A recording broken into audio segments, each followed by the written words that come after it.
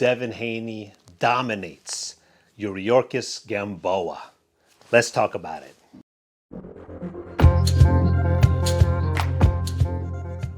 What's happening, boxing fans? It is Dr. Bring It. Hey, hope you guys had a good weekend. I know that it's Tuesday right now. It's been several days after this fight. Dust has been settling. A lot of commentaries out there have been putting out their comments and criticisms about this fight, or even praises to Devin Haney's camp. Of course, Devin Haney was looking for the knockout. As you know, all these young guys out there, right? They are looking to look really, really good against their competitors. It's kind of like a big, showdown of, who's the best young guy, up and comer out there. But Devin Haney for sure was looking for the knockout. But as you know, if you've been watching boxing, when you look for the knockout, most likely you won't get it. That's usually the thing. Devin Haney, though, let me just tell you, he was absolutely disciplined in his approach to this fight against Gamboa. There's some criticisms that, of course, since he didn't get the knockout, people are saying like, oh, he doesn't have enough power, or Gamboa was too old. All of these things.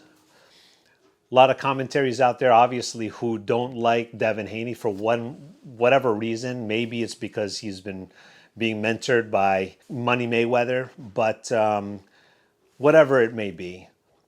Personally, I think he fought a brilliant fight against a seasoned veteran, a dangerous seasoned veteran nonetheless. But he made Gamboa look like the smaller and weaker opponent. Yes, he wasn't able to get the knockout, but you're not always going to get the knockout. But what he did was go out there, show his footwork, show his defense. He showed his range. He showed all the shots in the book. Yes, he wasn't able to get the knockout, but what we did see was his complete arsenal against a really good fighter. So was he necessarily exposed? Exposed has a connotation to it, of course. Exposed means that he revealed something that doesn't favor him. Like he revealed weakness. Yes, maybe he revealed that he doesn't have as much power as Tank Davis. Maybe that's kind of the obvious thing. Because, of course, Tank Davis knocked out Leo Santa Cruz, who has a very, very good chin, okay? And is a complete warrior out there who just keeps on moving forward, right? He neutralized him, and he was able to get the knockout in the 6th round. But what does that mean for Devin Haney? Does that mean that he's less dangerous? No, because here you have Gamboa, who is a seasoned veteran, who is known for his deadly offense, right? Gamboa wasn't able to show any type of effectiveness whatsoever. I think the couple of rounds that he might have won by some of the judges, I think actually I believe there was only one judge that scored it maybe 118 instead of 120 for Haney, right? I think that might have just been maybe a mercy round. So, but for the most part, Devin Haney really showed his boxing prowess against a really good fighter. I don't think anyone can take that away from him necessarily. So I think that does send a message to the other young guys out there, because he showed that he can be disciplined for 12 rounds. And a disciplined fighter is very, very dangerous, because a disciplined fighter means he's always thinking in the ring. So even though he might not be able to knock you out, he still can dominate you for 12 rounds. So to me, that counts for something. Yes, of course, everyone loves boxing for electrifying knockouts, right? But for me, I really love to see skill. And Devin Haney delivered that. He was able to show skill. Now, I'm not going to be sitting here and saying like I idolize Devin Haney, because I don't. I really don't idolize anybody necessarily. I appreciate quality boxing. That's what I'm always looking forward to whenever I watch a boxing match. I look to see if they're fast, if they have good timing, if they have good footwork. Can they move back and forward and keep a good distance? Can they cover up nicely? Do they have good defense? Do they have an inside game? Can they stay on the outside? What kind of shots do they have? Are they just like a one-trick pony where they're just looking for one type of punch?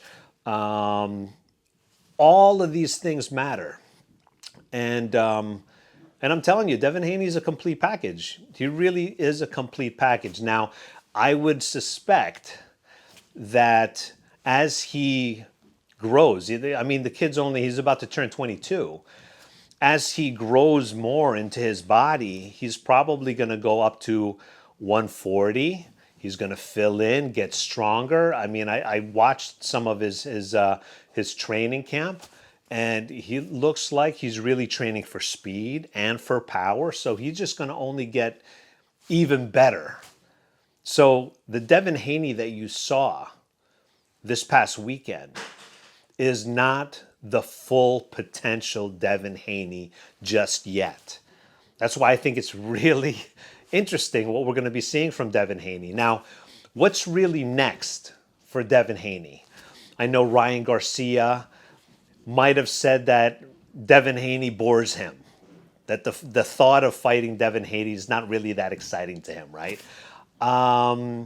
That's a good cop-out right there. I think Ryan Garcia, he's been talking a lot of stuff on social media, and he's good at it. You can't take that away. He's like his best promoter right now, right?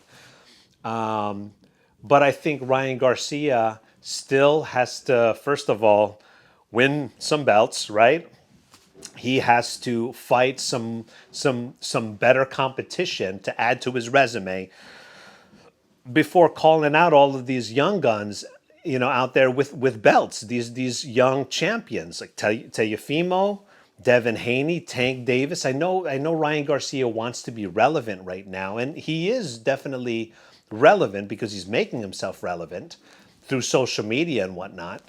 But again, from a boxing perspective, he needs to show that he can really hang with the best of the best.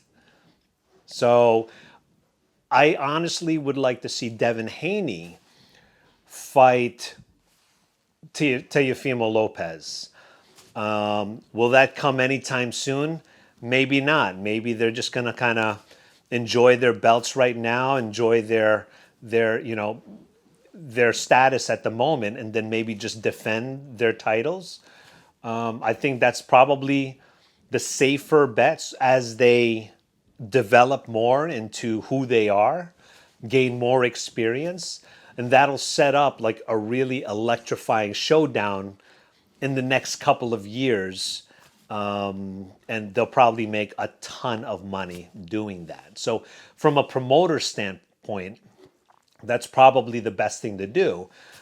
But I don't see Tank Davis and Devin Haney, meeting up anytime soon. I think Mayweather is going to want to brew that that possibility in the next coming years.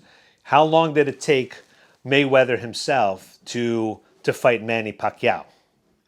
Right? That was in the making. And I think if they fought a lot earlier, like maybe 5 years earlier than that, despite who will actually win, okay? I'm not even talking about that.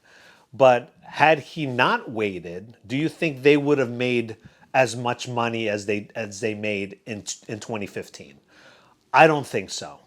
I think a lot of that hype and the excitement for that did come because it waited for so long.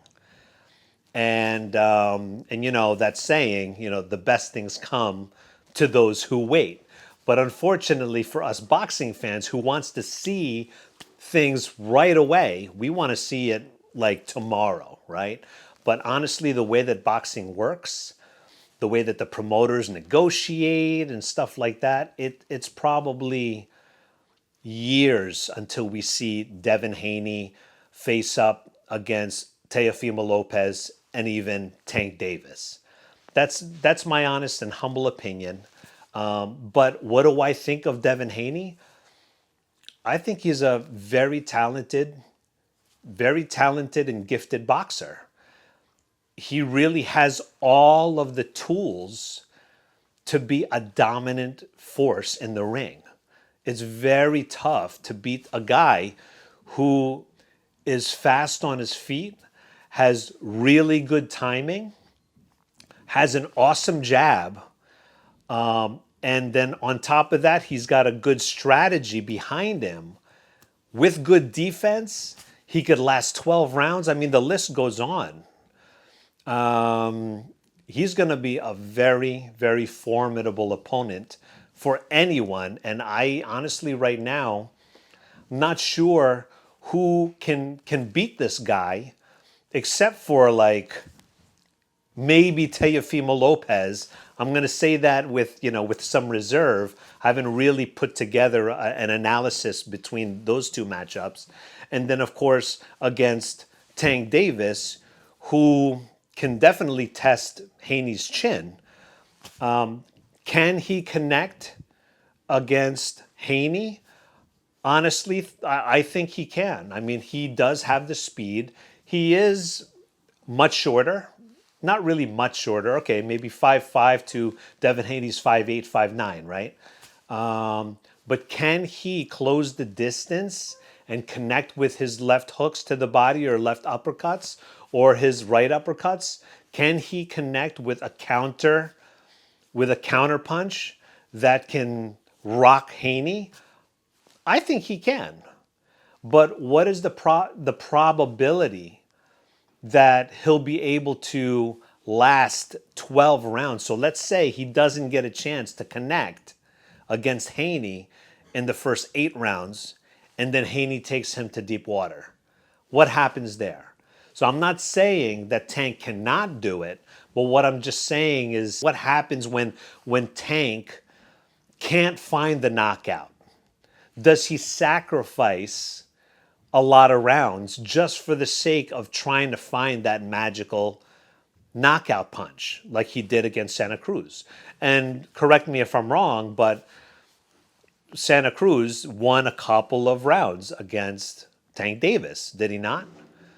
So can Tank Davis actually do this? Now, I'm going to be putting out an analysis and prediction if this fight goes, but I just wanted to throw some questions out there just to keep you really thinking in the lines of boxing matchups, right?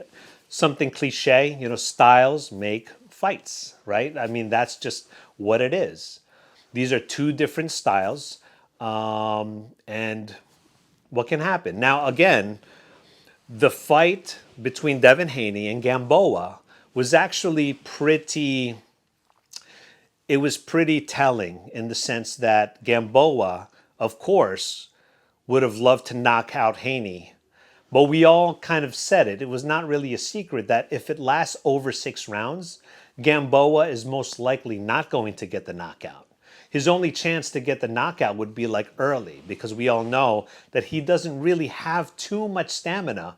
And yes, he has stamina to last, the 12 rounds, but I'm talking about the stamina to go 10, 12 rounds and still be very dangerous for the knockout. It's not likely. It wasn't likely. But same thing against Tank Davis. So if Tank Davis doesn't get the knockout within the first 6 rounds, Can he actually get the knockout in the second half of the fight? Maybe, maybe not. And we'll reserve that as we go along and as we see more fights from Tank Davis. So that's it. That's my quick thoughts about this past weekend. Congratulations to Devin Haney. I think, to a lot of boxing fans out there who really dissect the fighters, I think Devin Haney looked absolutely tight. Like, he really looked like he is a full force to be reckoned with. It does send a message to a lot of people. And one thing I just want to say before we sign off is that Shakur Stevenson, maybe I'm being a little biased being from New Jersey, but Shakur Stevenson, an Olympic champion, okay? He is amongst the young guns that are out there right now.